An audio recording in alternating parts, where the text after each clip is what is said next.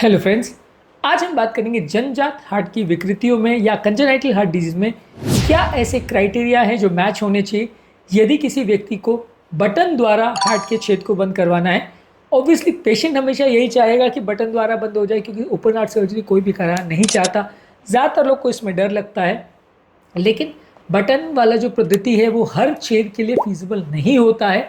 तो कब वो फीजिबल है कब नहीं, आज इस पर बात करेंगे। कौन कौन से क्राइटेरिया इसमें इंपॉर्टेंट है जिस पर ध्यान दे के या जिसको डिस्कस करके ये डिसीजन लिया जाता है कि ये पर्टिकुलर केस डिवाइस क्लोजर के लिए फीजिबल है या नहीं। टॉपिक इंपॉर्टेंट है हर उस व्यक्ति के लिए जिसको कंजेनिटल हार्ट डिजीज़ है। टॉपिक पर जाने से पहले जो लोग हमारे चैनल पर नए हैं उन्हें रिक्वेस्ट करूँगा कि चैनल को सब्सक्राइब करें, वीडियोज़ को लाइक करें, शेयर करें, फॉलो करें, कमेंट करें, पूरा देखें। टॉपिक बहुत ही इंपॉर्टेंट है, इसलिए इसे अंत तक देखेगा। तो बिना समय बिगाड़े चलिए शुरू करते हैं इंपॉर्टेंट वीडियो।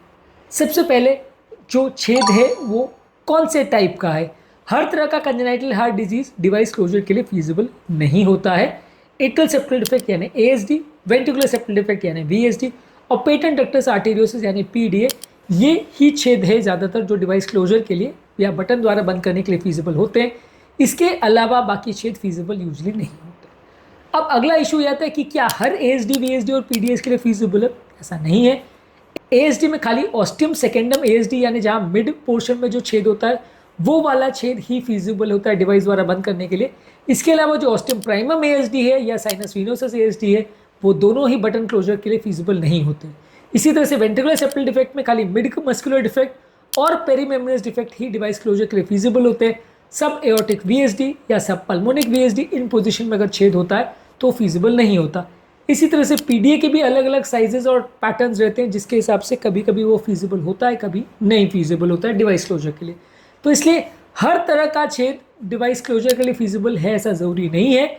जो स्पेसिफिक तरह के छेद है जहाँ पे बटन की पद्धति फीजिबल है वहीं पे इसको किया जाता है। मान के चलिए खाली 20-30% केसेस में ही ऐसा होता है कि जहाँ वो डिवाइस के लिए फीजिबल होता है। बाकी majority of the cases device के लिए फीजिबल नहीं होते, तो वहाँ पर डायरेक्टली सर्जरी के लिए जाना पड़ता है। तो इसलिए भले पेशेंट को अच्छा लगे या नहीं लगे, सबसे इंपॉर्टेंट ये है कि उसको छेद कौन से टाइप का है। सेकंड, उसको इंपॉर्टेंट है कि छेद कौन से लोकेशन पे, यानी ASD, VSD, PDA, लेकिन कौन से टाइप का, किस पैटर्न का, किस लोकेशन पे, इसके बेसिस पर डिसाइड होगा कि छेद बटन द्वारा बंद हो सकता है या नहीं। इसके अलावा जो डिवाइस का जो बंद करने का पद्धति है उसके लिए जो छेद है उसके मार्जिन्स को देखा जाता है, यानी उसके दोनों एज पे जो मार्जिन्स है जिससे डिवाइस को अटकाया जाता है या डिवाइस को जो पकड़ के रखते हैं अपनी जगह से हिलने नहीं देते, इन्हें रिम्स बोलते हैं। इसको देखा जाता है कि ये कितने स्ट्रॉन्ग है। यदि रिम्स प्रॉपर मजबूत है तो वो डिवाइस को अपनी जगह पर पकड़ के रखेंगे, हिलने नहीं देंगे। यदि रिम्स का साइज़ छोटा है या वो बहुत ज़्यादा दुबले पतले या बहुत ज़्यादा बेकार से है, फ्लिम्जी जिसे बोलते हैं हमारी भाषा में, कि जिससे बिल्कुल मरियल जैसे जिसमें कोई ताकत नहीं है, वैसे टाइप के अगर रिम्स रहेंगे तो वो डिवाइस को पकड़ नहीं पाएंगे, डिवाइस अपनी जगह से खिसक जाएगा और उसमें जान का खतरा हो सकता है। तो यदि रिम्स का साइज़ अच्छा है तो डिवाइस के लिए फीजिबल है। यदि रिम्स मजबूत है, डिवाइस को पकड़ सकते हैं, तो वो डिवाइस के लिए फीजिबल हो सकता है। यदि क्राइटेरिया मैच नहीं होते तो डिवाइस फीजिबल नहीं होता है। कैसे पता चलेगा कि रिम्स ठीक है या नहीं? ये हार्ट का अल्ट्रासाउंड, जैसे ट्रांसथोरेसिक छाती के ऊपर से किया जाने वाला अल्ट्रासाउंड, इकोकार्डियोग्राफी, या जो अन्नली के अंदर से किया जाने वाला ट्रांसईसोफेजियल इकोकार्डियोग्राफी है, ये दोनों तरीके के स्कैनिंग करके हम पता लगाते हैं कि डिवाइस के रिम्स का साइज़ कैसा है और उसकी मजबूती कैसी है। इसके अलावा अगर कोई साथ में एसोसिएटेड अबनॉर्मलिटीज़ है, जैसे मान लीजिए ASD, VSD, PDA और इसके साथ एसोसिएटेड और भी बहुत सारी चीज़ें, जैसे कोई वाल्व छोटा है, कोई नली सिकुड़ी हुई है, वीनस ड्रेनेज में प्रॉब्लम है, या कोई और दूसरी अबनॉर्मलिटीज़ है, कोई हार्ट का चेंबर छोटा है, तो ये सारे केसेस फिर डिवाइस के लिए फीजिबल नहीं होते हैं। वहाँ पे आपको सर्जरी करनी पड़ती है जहाँ कॉम्प्लेक्स डिजीज़ हो। यदि एक आधी प्रॉब्लम है और सिर्फ छेद का प्रॉब्लम है तो वहाँ पे आप डिवाइस क्लोजर कर सकते हैं, पर जहाँ मल्टीपल प्रॉब्लम्स है वहाँ सर्जरी को प्रेफरेंस दिया जाएगा। हालांकि ये भी श्योर शॉट नहीं है कि हर केस जहाँ मल्टीपल प्रॉब्लम्स है सब में सर्जरी ही की जाएगी, वहाँ कभी डिवाइस नहीं कर सकते, ऐसा नहीं है। सिलेक्टेड केसेस में कर भी सकते हैं, पर ज़्यादातर केस में वहाँ सर्जरी प्रेफर करते हैं। इसके अलावा पल्मोनरी आर्टरी प्रेशर्स वगैरह कैसे हैं? यदि पल्मोनरी आर्टरी प्रेशर्स बहुत ज़्यादा हाई हैं तो वहाँ पे कॉम्प्लिकेशन डिवाइस क्लोजर के दौरान होने के चांसेस ज़्यादा रहते हैं। तो वहाँ पे बिना पल्मोनरी आर्टरी प्रेशर्स को रिवर्स किए या बिना दवा गोली के मैनेजमेंट किए वहाँ सर्जरी करना फीजिबल नहीं होता है। इसके अलावा शंट के थ्रू फ्लो कितना हो रहा है इसको भी देखना ज़रूरी है। यदि छेद बहुत छोटा है तो वहाँ पे कोई डिवाइस या सर्जरी नहीं करते हैं, वहाँ दवा पर ही रखते हैं। कौन कौन से पेशेंट को दवा पर रखते हैं और क्या क्या प्रिकॉशंस है यदि हम पेशेंट को मेडिकल मैनेजमेंट बोलते हैं, ये सारे हमने अलग अलग वीडियोज़ में डिस्कस किए, तो इसको ज़रूर देख लीजिएगा। पर अगर छेद का साइज़ बहुत छोटा हो तो आप डिवाइस नहीं करते। छेद अगर बहुत बड़ा हो तो भी वहाँ पे डिवाइस फिट करना कई बार मुश्किल होता है, तो वहाँ पे भी कई बार सर्जरी को प्रेफर करते हैं। तो कितने बड़े साइज़ का छेद है और उसमें से फ्लो कितना हो रहा है। कई बार अगर छेद के दोनों तरफ का प्रेशर लगभग बराबर हो जाते हैं और पल्मोनरी आर्टरी प्रेशर इतने बढ़ जाते हैं, वहाँ पे फिर डिवाइस क्लोजर नहीं कर सकते। वहाँ पे फिर आपको दवा पर चलाना पड़ता है। वहाँ पे इनफैक्ट सर्जरी भी नहीं कर सकते, वहाँ पे आपको दवाइयों पर चलाना पड़ता है और पल्मोनरी आर्टरी प्रेशर्स के कम होने का वेट करना पड़ता है। जब पल्मोनरी आर्टरी प्रेशर्स कम हो जाए उसके बाद फिर सर्जरी प्लान कर सकते हैं, पर ज़्यादातर इस तरह के केसेस को दवाइयों पर ही चलाना पड़ता है। इस तरह के पैटर्न को आइजनमेंगर सिंड्रोम बोलते हैं। ये जहाँ पे पल्मोनरी आर्टरी प्रेशर्स इतने ज़्यादा बढ़ जाते हैं कि जो छेद है उसके थ्रू फ्लो शंटिंग नहीं हो पाती, या शंटिंग का डायरेक्शन उल्टा हो जाता है, यानी नॉर्मल लेफ्ट टू राइट के बदले शंटिंग राइट टू लेफ्ट होने लगता है। इसके अलावा राइट साइड के वेंट्रिकल का वॉल्यूम ओवरलोड कैसा है, राइट साइड के चेंबर का साइज कैसा है, वहाँ का वाल्व वगैरह कैसा है, ये सारी चीज़ों को भी ध्यान देने की ज़रूरत है।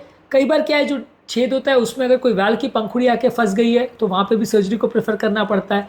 कई बार जो छेद होता है वहाँ पे अन्यूरिज्म बन जाता है, यानी वहाँ की दीवार फूल जाती है, सेप्टल वाला जो पोर्शन है वो एक तरह से बलून आउट हो जाता है, इसको अन्यूरिज्म बोलते हैं। तो वहाँ पे भी कई बार डिवाइस करना उतना फीजिबल नहीं होता, तो वहाँ पे भी कभी कभार सर्जरी को ट्राई करना पड़ता है। हालांकि कभी कभी सर्जरी के बदले वहाँ डिवाइस भी कर सकते हैं, तो वहाँ पे आपको ज़्यादा ध्यान देना पड़ेगा कि फीजिबल है या नहीं।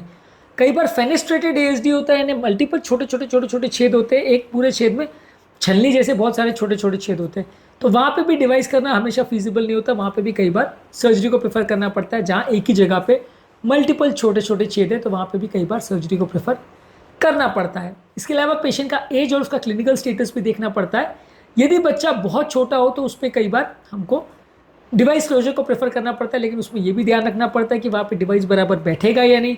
और दूसरा, जब बच्चे का साइज़ बड़ा होगा तो ऐसा तो नहीं कि डिवाइस का साइज़ छोटा पड़ जाए, तो वो सारी चीज़ों को भी ध्यान देना पड़ता है कि बड़े साइज़ का डिवाइस छोटे बच्चे के हाथ में कई बार फिट ना हो, ऐसा हो सकता है। तो बच्चे का एज कैसा है, बच्चे का ओवरऑल क्लिनिकल स्टेटस कैसा है, वो सर्जरी के लिए फीजिबल है या नहीं, उसमें ओपन हार्ट सर्जरी कर सकते हैं या नहीं, ये सारी चीज़ों का भी ध्यान देने की आवश्यकता है कि सर्जरी अगर फीजिबल है तो ही सर्जरी करेंगे, यदि सर्जिकल रिस्क बहुत ज़्यादा है तो सर्जरी नहीं कर सकते। इसके अलावा जो इंस्टीट्यूशन में सर्जरी या डिवाइस क्लोजर होना है वहाँ पे एक्सपर्टीज़ क्या अवेलेबल है, वहाँ पे यदि इंटरवेंशन के लिए प्रॉपर फैसिलिटीज़ अवेलेबल है तो इंटरवेंशन कर सकते हैं, सर्जरी के लिए प्रॉपर फैसिलिटीज़ अवेलेबल तो सर्जरी कर सकते हैं।